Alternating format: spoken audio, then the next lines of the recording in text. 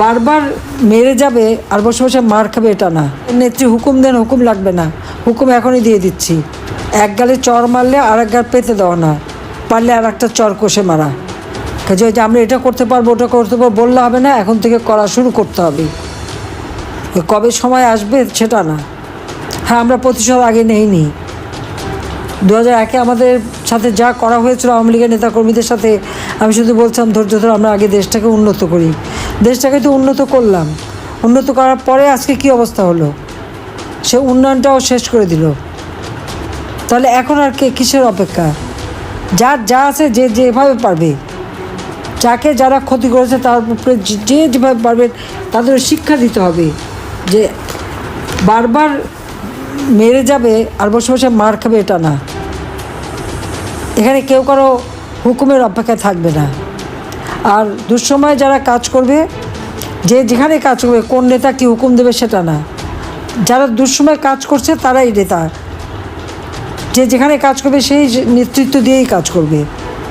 আওয়ামী লীগের নেতার কোনো ক্রাইসিস হয় না, কাজে যারা দুর্দিনে কাজ করে তারাই নেতা হয়, এটা মাথায় রাখতে হবে।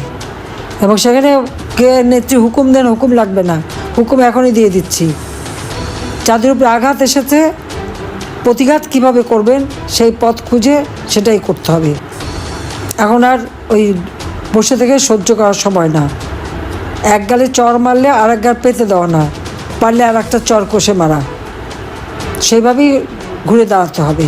আমি তো আছি, হ্যাঁ, সেই দিন হয়তো বেঁচে থাকলাম না আমরা দুই বোন, কারণ সেই দিন ওইটাই লক্ষ্য ছিল যে 15 আগস্ট বেঁচে গেছি, আমাদের আর বেঁচে থাকতে দেবে না। কাজেই সেইভাবেই সবাইকে কাজ করবার জন্য আমি নির্দেশ দিচ্ছি। বেঁচে যখন আছি, আল্লাহ বারবার বাঁচিয়ে রাখে, কেন জানি না, কিন্তু বাঁচায়। নিশ্চয় আল্লাহ আমাকে দিয়ে কোনো কাজ করাবেন বলেই আমাকে বাঁচিয়ে রেখেছেন। 21 আগস্ট গ্রেনেড হামলা থেকে বাঁচিয়েছিলেন, যুদ্ধাপরাধীদের বিচার শেষ করেছি, জাতির পিতার হত্যাকারীদের বিচার শেষ করেছি। বাঁচিয়ে রেখেছিলেন এই জন্য যে বাংলাদেশকে উন্নত করব, উন্নয়নশীল দেশের মর্যাদায় বাংলাদেশকে উন্নীত করেছি। কারণ বাংলাদেশ সেই পাপের হাত থেকে মুক্তি পেয়েছিল, বিচারহীনতার হাত থেকে মুক্তি পেয়েছিল, যুদ্ধাপরাধীদের বিচার করেছিলাম, সেই জন্যই বাংলাদেশের উন্নতি হয়েছিল। আজকে আবার বাংলাদেশের সেই উন্নয়নকে ধ্বংস করেছে। আল্লাহ বাঁচিয়ে রেখেছেন যে আজকে চেহারাগুলি সব চেনা হয়ে গেল। এরপর যখন যা করার করতে হবে, এবং বাংলাদেশকে আবার আমরা উন্নত করব, সমৃদ্ধ করব। এবং যে লক্ষ্য স্থির করেছি সেই লক্ষ্যে আমরা পৌঁছাবই।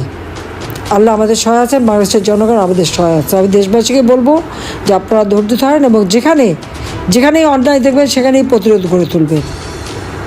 সবাই ভালো থাকেন, সুস্থ থাকেন এবং ঐক্যবদ্ধ হয়ে কাজ করেন। কে কী করলো না করলো ওই বিচার করার সময় এখন না। এখন সবাইকে এক হয়ে যার যতটুকু শক্তি আছে তাই দিয়ে প্রতিরোধ গড়ে তুলতে হবে। দেশকে বাঁচাতে হবে, দেশের মানুষকে বাঁচাতে হবে, এই দুর্বৃত্ত পরায়ণ থেকে দেশকে বাঁচাতে হবে, এই জল্লাদের হাত থেকে মানুষকে বাঁচাতে হবে। এই মানবাধিকার লঙ্ঘনকারী, জঙ্গি, দুর্নীতিবাজ, খুনি ইউনূসের হাত থেকে বাংলাদেশকে রক্ষা করতে হবে। কাজেই আজকে সবাইকে এক হয়ে কাজ করার জন্য আমি নির্দেশ দিচ্ছি। সবাই ভালো থাকেন, সুস্থ থাকেন। জয় বাংলা, জয় বঙ্গবন্ধু, বাংলাদেশ চিরজীবী হোক।